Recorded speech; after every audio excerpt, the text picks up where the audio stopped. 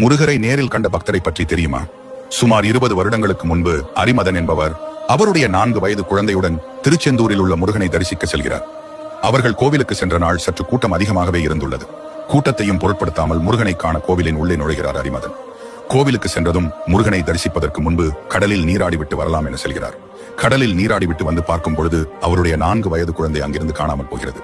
குழந்தை காணாததை கண்டு அதிர்ச்சி அடைந்த அரிமதன் குழந்தையை தேடி கோவிலை சுற்றியுள்ள பல இடங்களில் அலைகிறார். பல மணி நேரம் தேடிய பிறகு எங்கு தேடியும் குழந்தை கிடைக்கவில்லை. இதனால் மனம் உடைந்த அரிமதன் கண்களில் நீரோடு முருகன் சன்னதிக்கு சென்று, ஐயா, உன்னை நம்பி வந்த எனக்கு இவ்வளவு சோதனையா? என் குழந்தையை என்னிடம் சேர்த்து விடு என முருகனிடம் வேண்டி அழுகிறார்.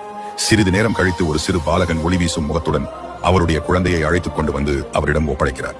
குழந்தையை கண்டவுடன் பெருமகிழ்ச்சி அடைந்த அரிமதன் குழந்தையை அழைத்து வந்த பாலகனிடம், நீ யாரப்பா, உன் பேர் என்ன என கேட்கிறார்.